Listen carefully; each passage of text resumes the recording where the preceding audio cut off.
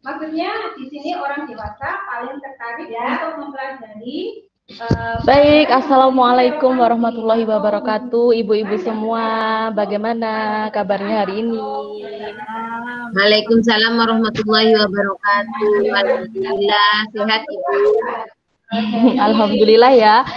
Terlihat masih fresh ya, meskipun kita sudah memasuki hari ke-6 ini ya Bu pelatihan.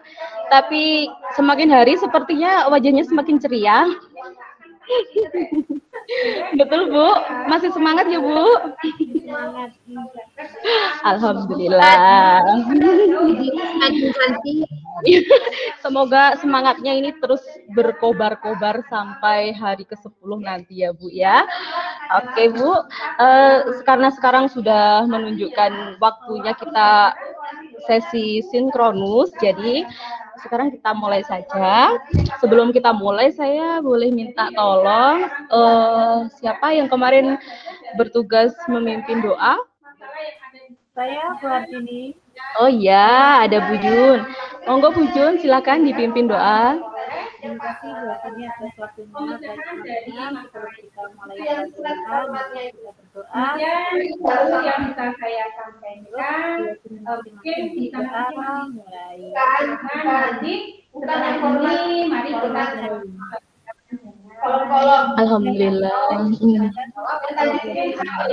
Iya, alhamdulillah. Terima kasih Bu Jun atas bantuannya dan sudah melaksanakan kesepakatan kita yang dari awal ya. Terima kasih. Untuk besok dan seterusnya juga seperti itu. Semoga tetap menjalankan sesuai dengan kesepakatan awal. Nah, sebelum kita mulai, kita ice breaking dulu supaya lebih semangat. Ya, yang mudah aja, yang gampang aja, tepuk semangat. Nanti setelah tepuk semangat selesai, baru saya akan bilang sekolah penggerak, lalu ibu-ibu semua jawab yes, yes, yes, seperti itu. Bagaimana Ibu? Sudah paham? Oke, kita mulai ya. Tepuk semangat. Semangat. Semangat. Satu kali lagi. Semangatnya ditambah lagi ya Bu ya. Tepuk semangat. Semangat. Semangat. Sekolah penggerak. Yes, yes, yes. Tepuk tangan untuk ibu-ibu hebat semuanya. Nah, sekarang ibu-ibu sudah menggelora semangatnya. Ya, oke ibu-ibu, kita mulai saja materi hari ini. Nah, kemarin kita sudah mempelajari banyak hal ya, karena sudah hari pertama sampai hari kelima itu sudah lumayan banyak ya Bu, karena sudah setengah jalan. Kemarin kita sudah mempelajari tentang capaian pembelajaran dan juga alur tujuan pembelajaran. Nah, untuk selanjutnya setelah ibu-ibu mengetahui capaian pembelajaran, sudah membuat alur tujuan pembelajaran, selanjutnya yaitu kita membuat perangkat pembelajaran ya, khususnya yaitu kalau di sekolah penggerak ini dikenal dengan modul ajar. Nah, tentunya modul ajar ini sudah tidak asing untuk ibu-ibu semua. Coba saya ingin tahu nih, menurut pengetahuannya ibu-ibu, ya, menurut pengetahuannya ibu-ibu, kira-kira apa sih Bu modul ajar itu? Coba diketikkan di kolom chat ya Bu. Apa itu modul ajar sesuai dengan pengetahuannya Ibu, yang ibu-ibu ketahui tentang modul ajar. Saya tunggu 2 menit saja ya. Saya tunggu jawaban dari ibu-ibu hebat ini yang masih semangat. Jadi lingkungan ya Bu ya, terutama lingkungan kita itu sangat berpengaruh terhadap motivasi internal kita. Iya Bu, silakan diketikkan jawabannya di kolom chat. Insya Allah itu akan berimbas juga pada kita. Maksudnya gitu, menurut pengalaman kita. Dari sini Bu Devi, semoga kita semua tetap semangat ya Ibu ya. Jadi mengikuti perhatiannya, kemudian bisa mempraktekkan dalam kegiatan pembelajaran kita di kelas ini. Oke? Iya, sudah muncul ini jawaban dari Bu Ais. Bu Ais menjawab bahwa modul ajar adalah salah satu bentuk bahan ajar yang dikemas secara utuh. Ya, betul sekali. Modul adalah bahan ajar yang akan kita berikan untuk peserta didik kita. Kemudian ada juga Bu Junarti. Modul ajar adalah sebuah perangkat yang kita gunakan untuk mencapai tujuan pada peserta didik. Nah, ini juga lanjutan dari jawabannya Bu Ais tadi ya. Jadi, apakah ada pendapat yang lain? Bu Halisa, ada tidak? Kita bisa mempraktekkan dalam kehidupan sehari-hari, menjadi memiliki motivasi juga untuk diri kita sendiri. Atau kalau tidak, saya lanjutkan ya. Jadi, saya mohon izin sambil share screen ini supaya lebih enak dibacanya. Sebentar.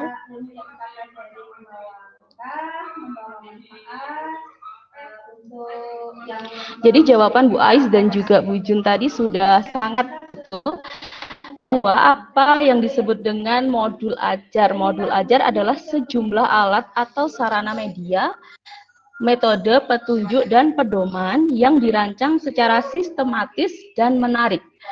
Nah, modul ajar ini merupakan implementasi dari alur tujuan pembelajaran yang dikembangkan dari capaian pembelajaran dengan profil pelajar Pancasila sebagai sasaran. Seperti gambar yang di sebelah kanan ini, Bu, ya, yang di pusat yaitu profil pelajar Pancasila. Kemudian ada capaian pembelajaran. Nah, kemarin sudah kita ketahui bahwa capaian pembelajaran itu sudah diberikan dari kementerian, ya kan? Jadi kita tidak bisa mengotak-atik capaian pembelajaran ini, tetapi kita bisa menyesuaikan capaian pembelajaran ini sesuai dengan keadaan yang ada di sekolah kita masing-masing melalui alur tujuan pembelajaran. Nah, setelah alur tujuan pembelajaran ini kita baru membuat modul ajar. Nah, modul ajar ini disusun sesuai dengan fase atau tahap perkembangan peserta didik, mempertimbangkan apa yang akan dipelajari dengan tujuan pembelajaran dan berbasis perkembangan jangka panjang. Kemudian, guru perlu memahami konsep mengenai modul ajar. Jadi di sekolah penggerak ini kita nanti akan membuat modul ajar, Ibu-ibu. Jadi bukan RPP lagi ya. Nah, modul ajar yang dibuat ini misalnya kita membuat satu elemen di dalam satu fase.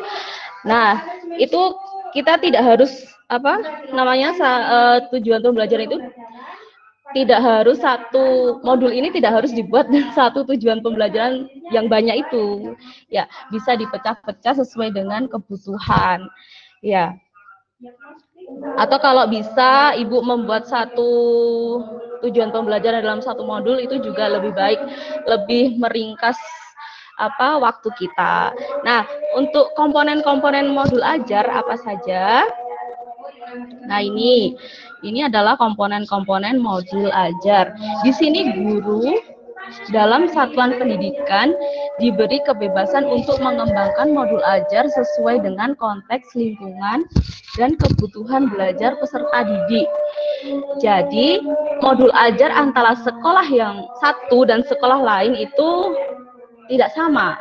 Ya, jadi kita bisa menyesuaikan dengan kebutuhan belajar peserta didik kita. Ya, kemudian modul ajar dilengkapi dengan komponen yang menjadi dasar dalam proses penyusunan. Selanjutnya, komponen modul ajar dalam panduan dibutuhkan untuk kelengkapan persiapan pembelajaran. Selanjutnya, komponen modul ajar bisa ditambahkan sesuai dengan mata pelajaran dan kebutuhan. Nah, seperti ini Bu-Ibu, di gambar sebelah kanan ini adalah komponen modul ajar. Biasanya ini kalau kita amati itu hampir mirip dengan RPP ya. Tetapi secara garis besar ini ada 3. Yang pertama yaitu informasi umum, yang kedua komponen inti, dan yang keempat yaitu lampiran. Informasi umum terdapat sub-sub bagiannya, apa saja yang termasuk di informasi umum pada modul ajar, yaitu ada identitas sekolah, kemudian kompetensi awal, profil pelajar Pancasila, sarana dan prasarana, kemudian target peserta didik, selanjutnya yaitu model pembelajaran yang digunakan.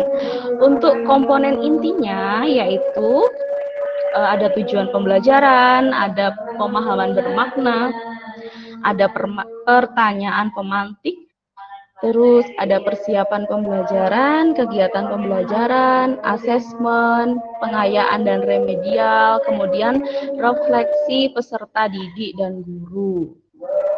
Untuk lampirannya ada lembar kerja peserta didik, bahan bacaan guru dan peserta didik, ada glosarium dan daftar pustaka. Nah, ada catatan di bawah ini, selain komponen inti, guru dapat menentukan komponen sesuai dengan kebutuhan. Nah, banyak sekali ya Bapak Ibu ya, Bapak Ibu, Ibu-ibu semua, komponen dari modul ajar ini itu merupakan pengembangan dari RPP yang sudah kita buat selama ini. Jadi ini kayaknya lebih kompleks seperti itu ya Bu ya. Jadi ibu-ibu diharapkan untuk tidak mengurangi dari komponen-komponen ini saat membuat modul ajar, tetapi ibu-ibu boleh kalau ingin menambah komponen sesuai dengan kebutuhan masing-masing ya. Jadi tidak boleh Bu, misalnya ibu-ibu mau mengurangi, misalnya ada yang tidak ditampilkan di dalam modul, misalnya ada ini sarana prasarana tidak ditampakkan, itu tidak boleh. Jadi ini sudah ketentuan, tetapi boleh ditambah dan tidak boleh dikurangi. Seperti itu. Nah, kemarin ibu-ibu sudah mempelajari itu kan di sesi asinkronus. Saya ingin bertanya karena itu terlihat komponennya sangat banyak sekali. Saya ingin curah pendapat dari ibu-ibu semuanya ini, bagaimana ini pengalamannya membuat modul ajar. Nah, saya ingin tahu pengalaman dari siapa ya kira-kira yang ingin mencurahkan pengalamannya, coba saya ingin mendengarkan.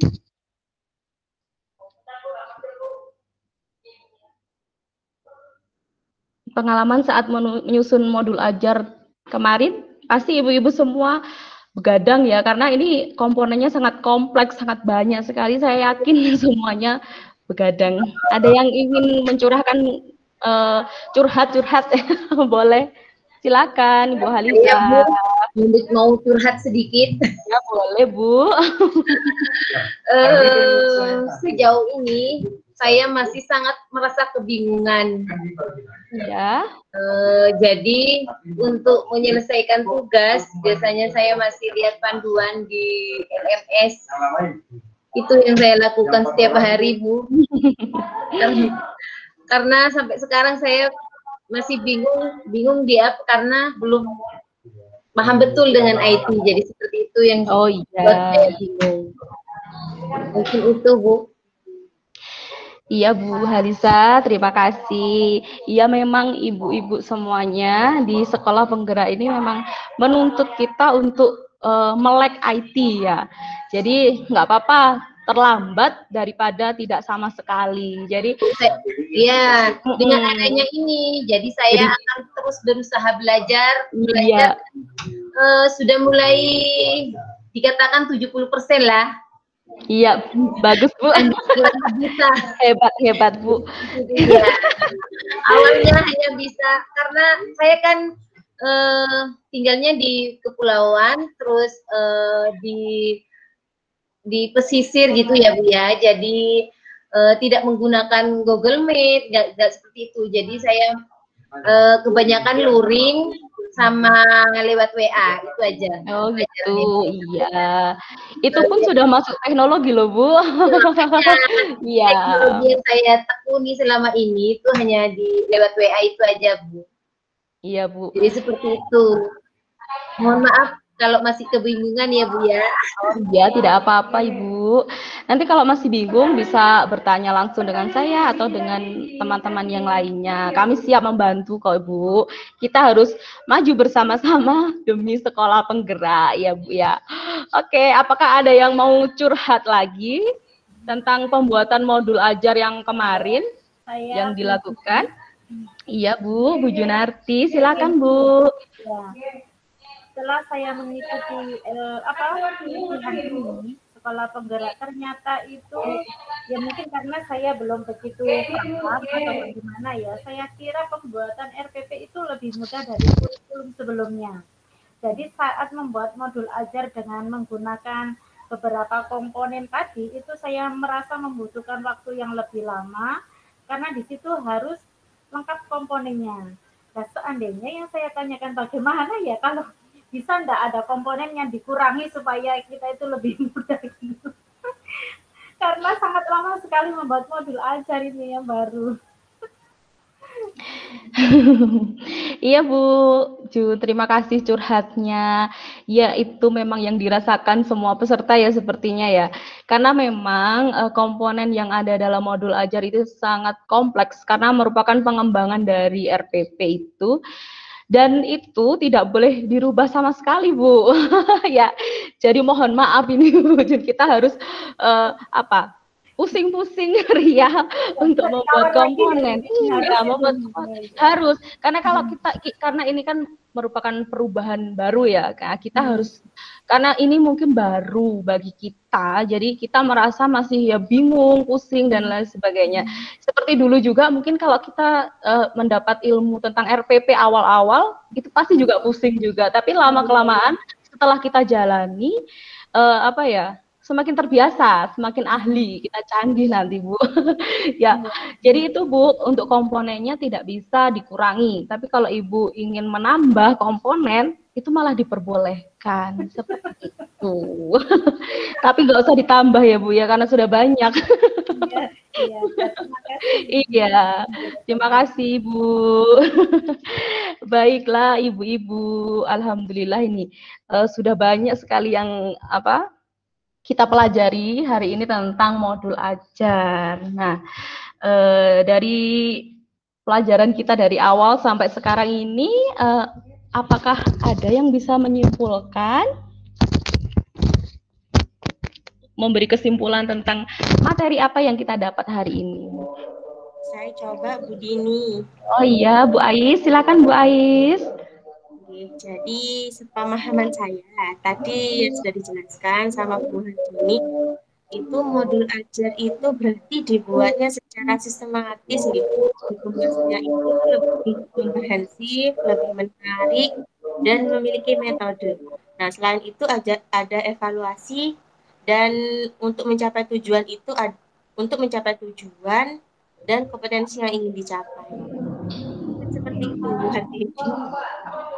Iya Bu Ais, hebat sekali. Terima kasih atas kesimpulannya. Ya betul sekali Ibu-ibu semua bahwa modul ajar itu merupakan bahan ajar yang dibuat secara sistematis. Ya, sistematis sesuai dengan komponen-komponen tadi, harus runtut ya Bu ya. Kemudian dikemas lebih komprehensif, menarik, dan memiliki metode dan evaluasi, memiliki kemanfaatan untuk mencapai tujuan, yaitu mencapai kompetensi yang kita inginkan. Nah, Ibu-ibu, baiklah karena tadi sudah diberi kesimpulan dari Bu Ais. Nah, untuk fasilitasi hari ini saya cukupkan sampai di sini karena ibu-ibu terlihat tadi malam begadang, kayaknya udah mulai loyo. Tetapi jangan loyo dulu ya ibu-ibu semua, nanti akan ada sesi asinkronus, masih ada lagi Bu tugas-tugasnya, jadi ibu-ibu harus tetap semangat ya. Nah jangan lupa juga untuk pengumpulan tugas ya, jangan sampai terlambat karena maksimal yaitu besok pagi pukul 6.30. Baiklah ibu-ibu, sebelum kita akhiri, saya minta tolong lagi yang bertugas berdoa hari ini untuk menutup dengan doa pelatihan kita. Silahkan. Terima kasih Bu Dini. Alhamdulillah teman-teman kita bisa melewati pelatihan ini dengan baik dengan banyak hal baru yang kita dapat dan memang kita harus terus semangat untuk belajar. Dan apa yang kita dapat bermanfaat, marilah kita tutup dengan bacaan alhamdulillah. Alhamdulillah. Alhamdulillahirabbil alamin. Saya kembalikan ke Iya, Ibu Junati, terima kasih atas bantuannya. Baiklah, ibu-ibu semua, kita akhiri dulu sampai di sini. Sampai ketemu di esok hari. Tetap di pukul 8 ya, jangan sampai terlambat.